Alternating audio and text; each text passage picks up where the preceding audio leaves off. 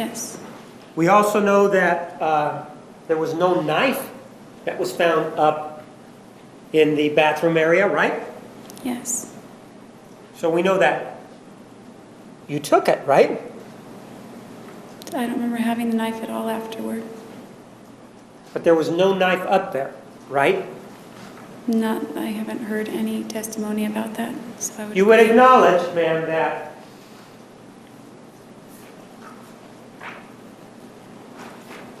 Exhibit 193, that Mr. Alexander was stabbed. You would acknowledge that, right? Yes.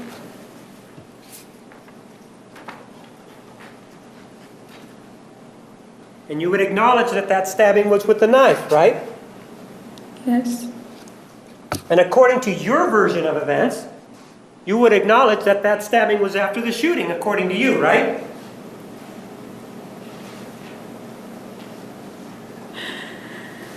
Yes, I don't remember. I'm not asking you if you remember, ma'am. I'm asking if you acknowledge that it would be you that did it, correct? Yes. And you would acknowledge that a lot of the stab wounds, and if you want, we can count them together, including the ones to the head, were to the back of the head and to the back of the torso, correct? Okay. Well, no, I I don't. count them. I don't know. I'll just take your word for it. Would you like to take a look at the photograph? No. So if he is being stabbed in the back, would you acknowledge at that point that he's no threat to you, right?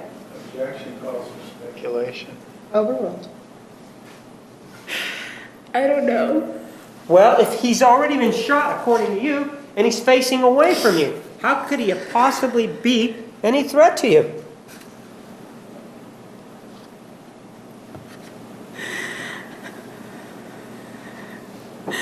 I could only guess. I don't know what you're asking me. Well, with regard to you were here when the medical examiner testified about the wound to the throat. Do you remember that? Yes. With regard to that wound, ma'am, you would acknowledge that that was, in terms of the stab wounds, you would acknowledge that that was the last wound in the sequence of events. She says she doesn't remember. Overruled. That How wasn't can she acknowledge the sequence of the stabs that she doesn't know doesn't have any memory of them? that wasn't the question. Overruled. You may answer the question. Are you talking about his testimony? Yes. I disagree with the sequence of events. Would you agree that you're the person who actually slit Mr. Alexander's throat from ear to ear? Yes. Would you also agree that you're the individual that stabbed him in the upper torso?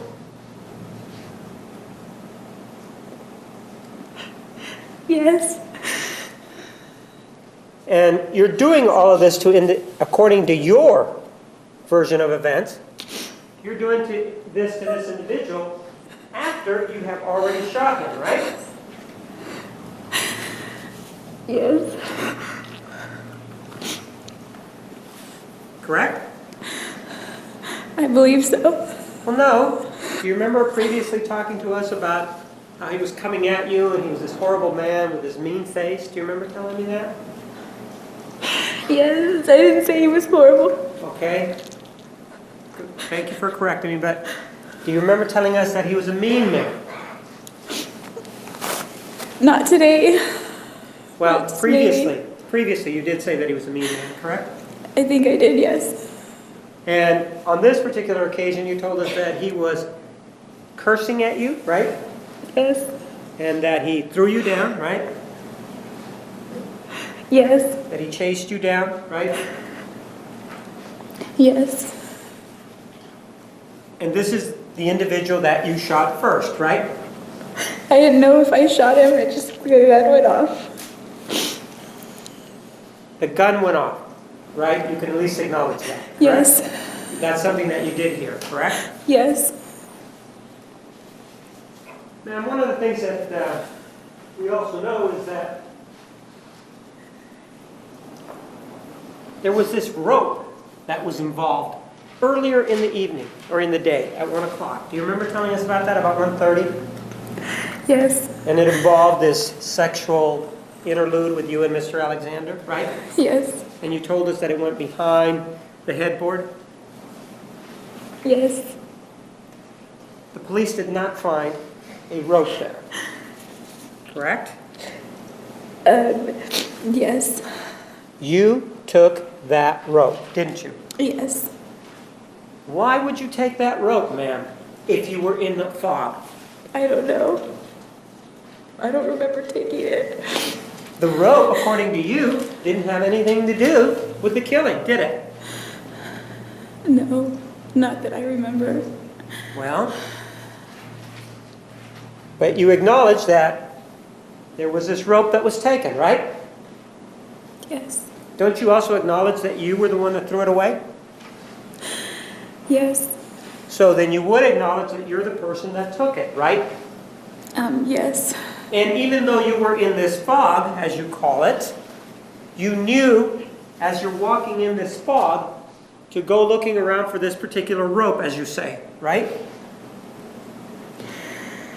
I don't know. Well, you did say that you did take it, right? Yes, And in fact, you remember where you threw it away, right?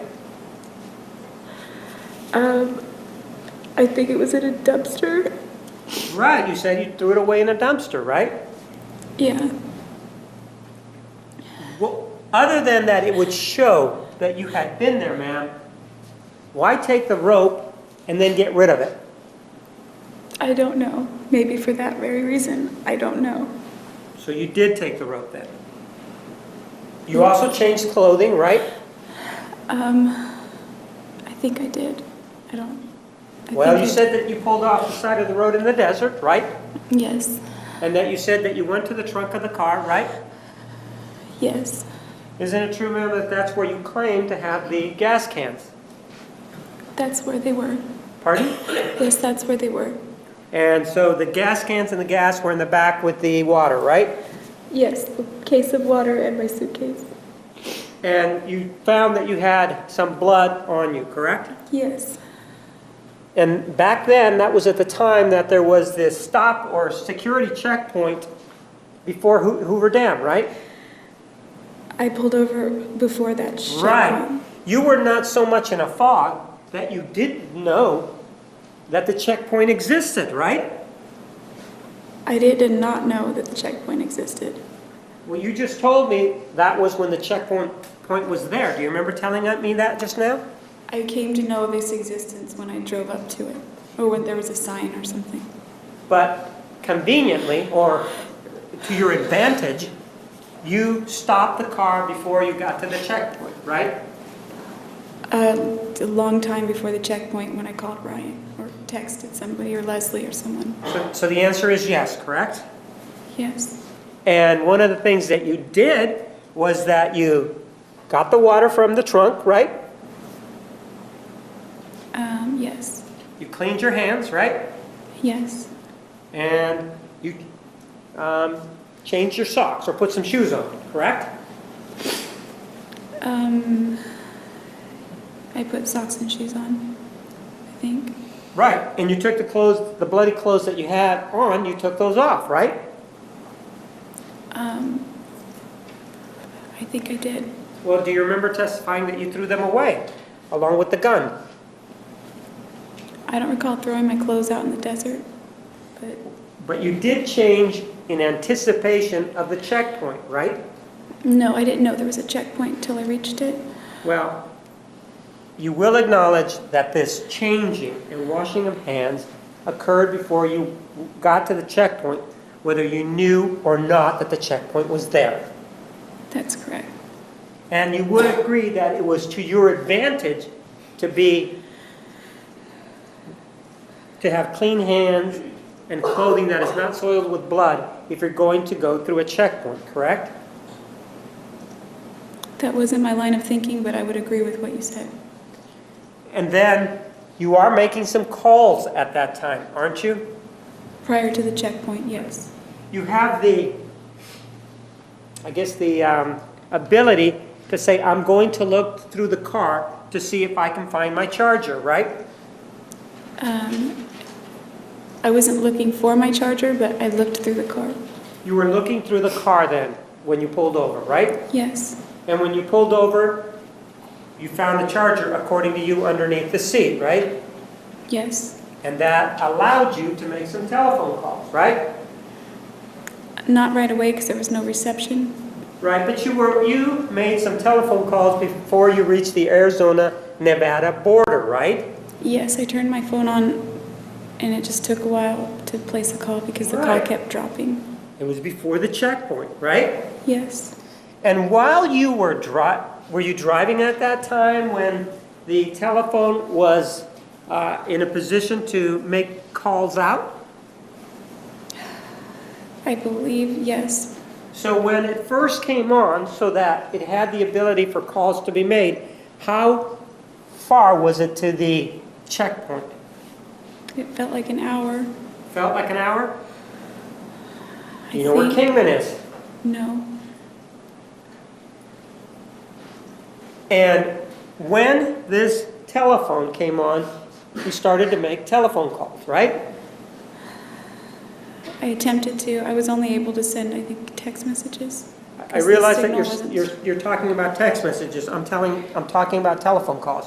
You were able to call Ryan Burns, right? Yes. And even though you were in this fog that you're telling us about, you were able to call him and make up a lie, right?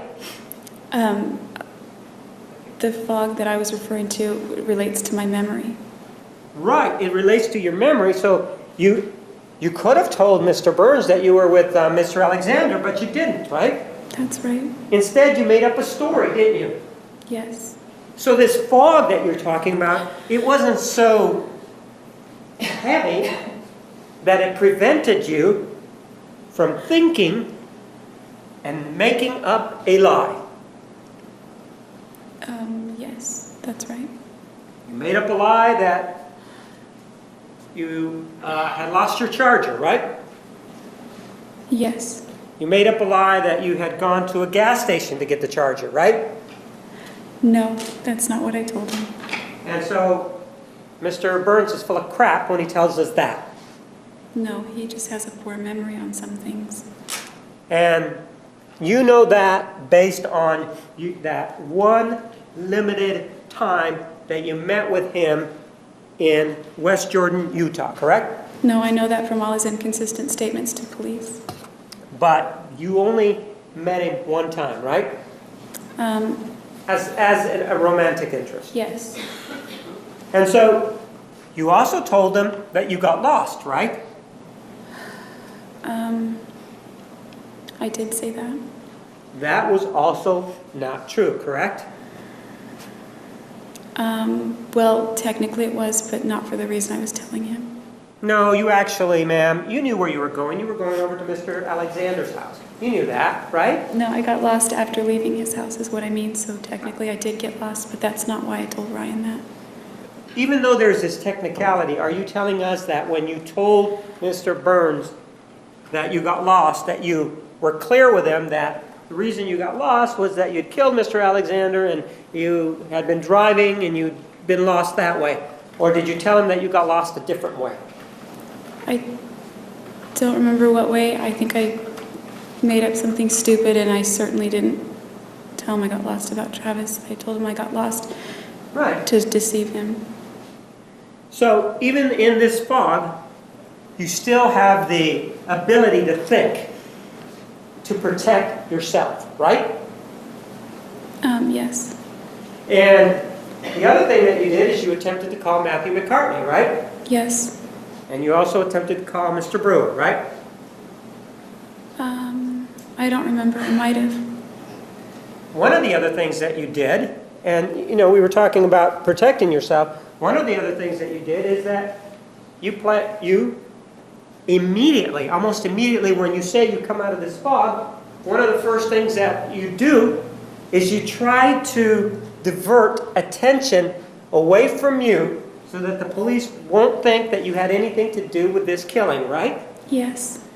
And this fog that you were under that you're telling us about is not so deep that it stops you from fabricating or attempting to fabricate evidence, right?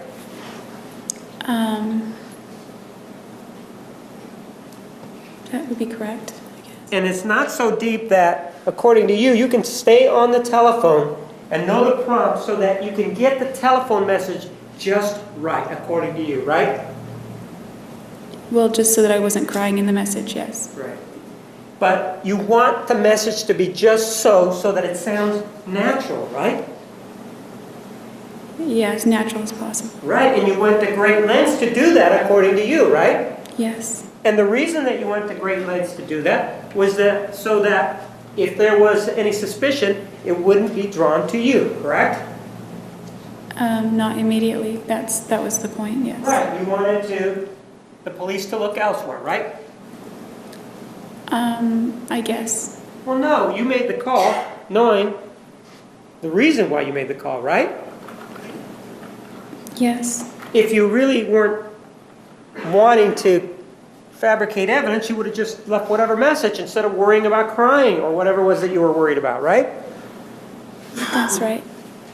And so you called Mr. Alexander and you left him a message, right? Yes. Let's play it and hear what you said. This is exhibit number 365.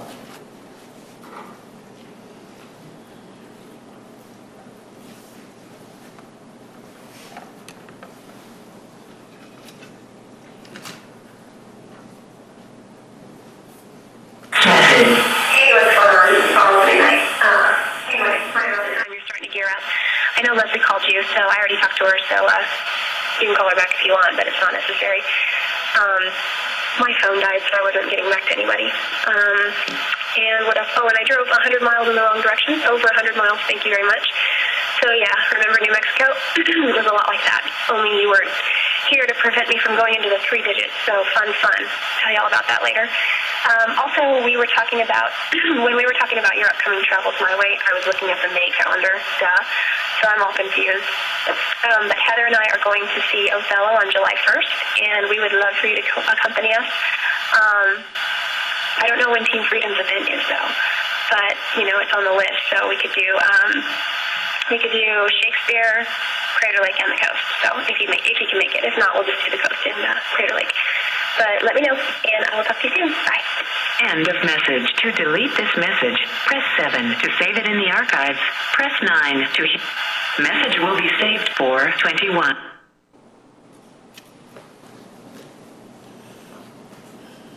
That's you, correct? Correct. And that's you lying on the message, right? Yes.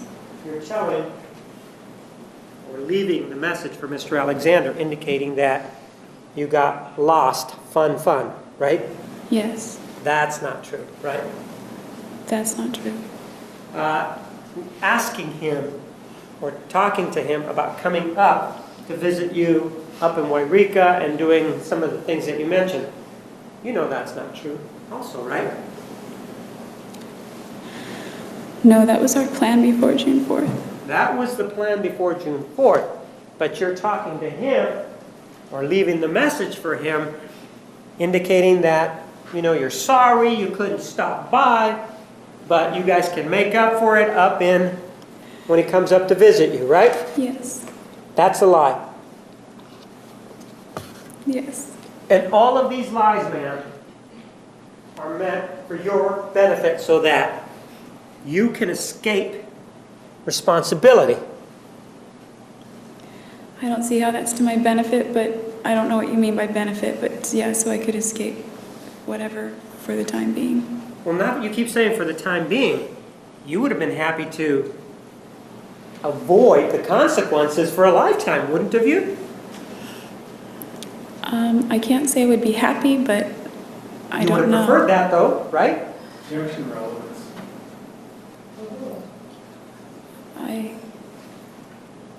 I don't know how to answer that.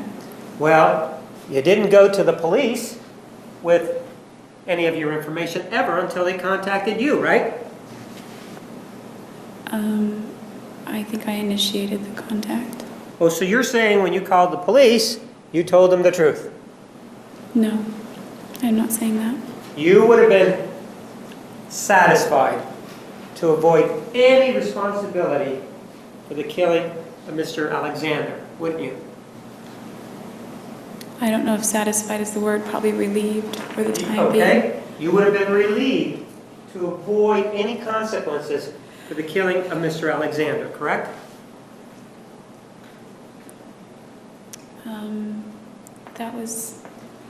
That was my goal Right. that day. And that's why you left this message that we heard in exhibit number 365, right? Yes, well, that's part of the reason. Well, that was the main reason, wasn't it? Yes. I mean, there would be really no other reason to leave a dead man a telephone call, would there? I probably wouldn't have done that, but Leslie said she called his phone asking for me because I was missing, and then I thought, well, maybe I should do something about that, and that's why I did it. So ultimately, that was the main reason, yes. So you're looking to Leslie Jodi as the reason why you left that telephone call, man? No, I said the other, to avoid whatever was the ultimate reason. You gave me a reason involving Leslie Jodi right now, didn't you? Yes. So I wouldn't you're have thought to leave him a message if I hadn't talked to her prior to leaving that message. And then she said that we've been calling, and we called Travis and left a message and that kind of thing. But she told you that, ma'am, not believing that he was still alive, didn't she? Yes. You knew better, though. I think I did. And so you didn't have to follow her advice, right? She didn't give me any advice. Well, you didn't have to follow her words, did you? I didn't have to, but it reminded me of his cell phone, and that's... But it I chose looks to do like- it. I chose to. I'm not. If you're going down the route saying Leslie made me do that, I'm not saying that. I'm not saying Leslie made you do it. I'm saying you're looking again in a personal relationship, in an issue that is absolutely yours to own. You're looking for somebody else saying, Leslie Jodi, I talked to her, and as a result of talking to Leslie Jodi, that's why I left this. Objection argumentative. That's good. Ma'am, Leslie Jodi really didn't have anything to do with that call, right? I made the call. I just got the idea after speaking with her.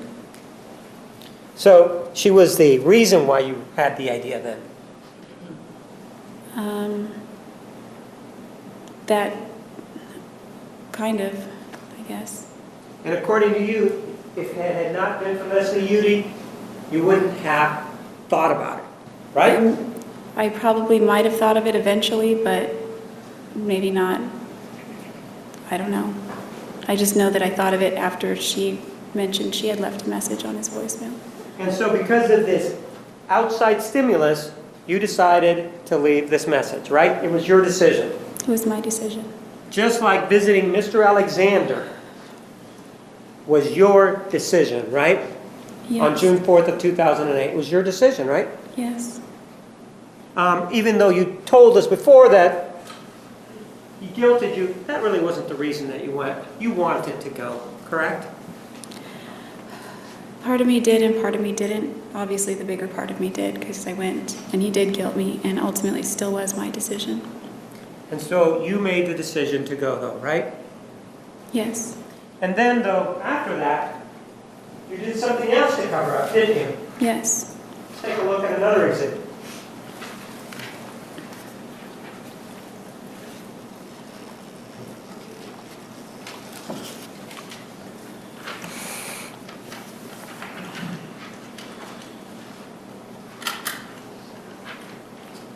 Take a look at exhibit number 504.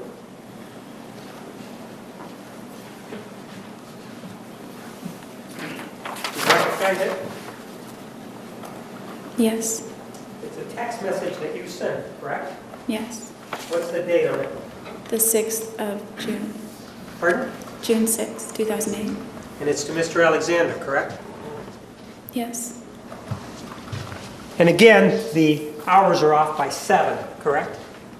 Yeah, I didn't look at the hours. So. Well, why don't you just take a look at the hours just so that we can make sure. Okay, They're off by 7, correct? yes. Move for the admission of exhibit 504.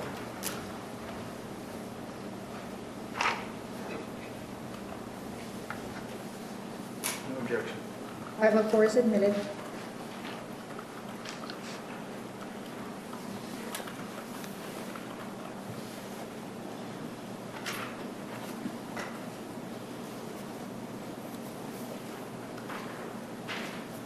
Let's take a look at this text message.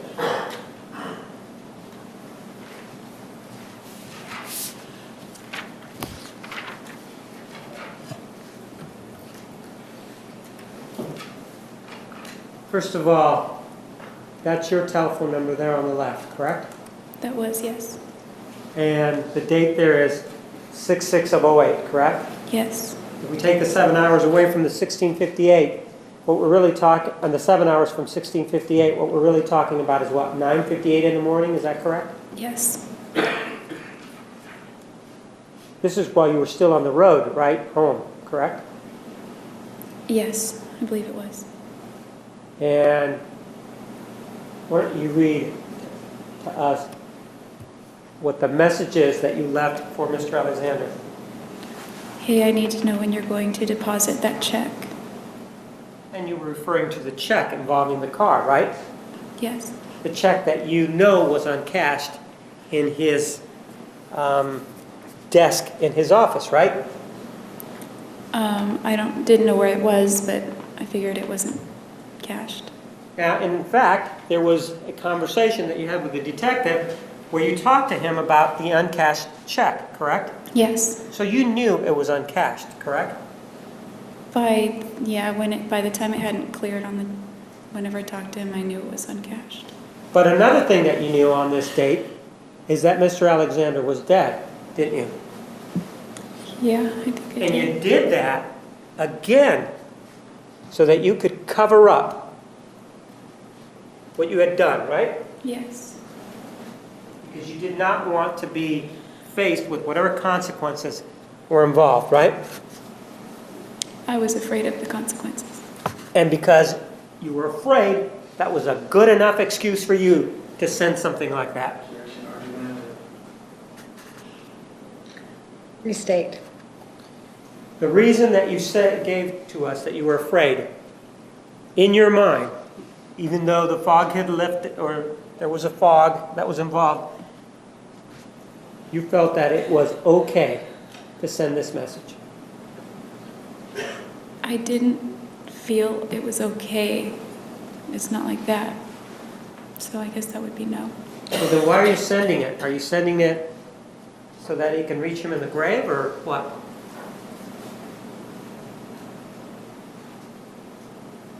No. You're sending it so that, as you previously said, involving the telephone calls, so you won't have to face the consequences of what you did, right? Yes. Just like the scene, you're trying to manipulate the evidence, right? Yes. Take a look at another exhibit.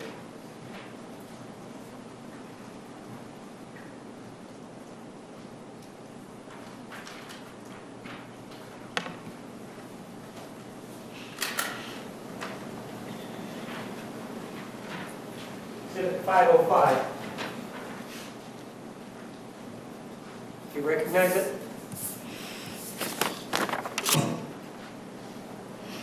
Yeah.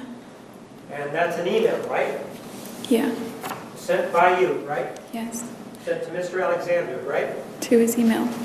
And what date and time was it sent? Saturday, June 7th, 2008. What time? I'm sorry, 10:21.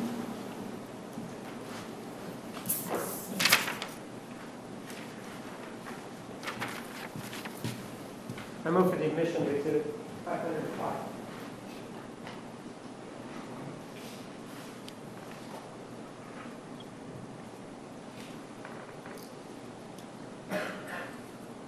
No objection. 505 is admitted.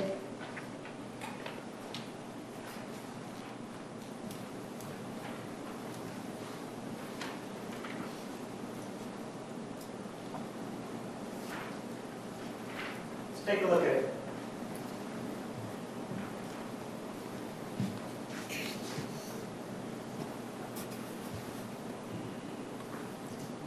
It's from you, right? Yeah. And you've already told us the date and time. You're sending it to him even though you know he's dead, right? It's a way to stage the scene, right? I think so, yeah. That was my goal, I think. I didn't hear you. That was my, Goal, right? yeah. Why don't you start with, hey you, and read to us what it says. Hey, you, I haven't heard back A from little you. bit louder. Forgiveness, the fact that it was sent is enough. Overruled. Hey, you, I haven't heard back from you. I hope you're not still upset that I didn't come to see you. I just didn't have enough time off. It's okay, sweetie. You're going to be here in less than 2 weeks. We're going to see the sights.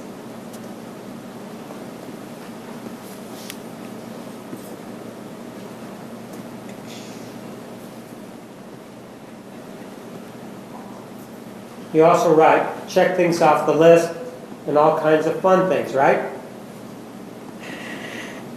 Yes. You say Oregon is beautiful this time of year. Yay, be happy, correct? And then you say, anyway, I wanted to let you know that I'm thinking about pushing my visit up to next week, but it depends on my budget, so I'm not sure yet. I know you'll be in Cancun, but I'll probably crash at your house in your cozy bed anyway. Eat some of your oatmeal and frozen dinners, you know, the usual joke. I know you said the door was always open, but I wanted to give you a heads up. If for any reason that won't work, let me know and I'll make other arrangements. Your house has always been my second home, although it's a bit more lonely without naps around. You're probably in California right now, but wherever you are, get a hold of me at least before you head to Mexico. Thanks, hon, Jodi. You wrote that, right? Yes. That was your way of an attempt for you to, again, stage the scene, so to speak, right? Yes.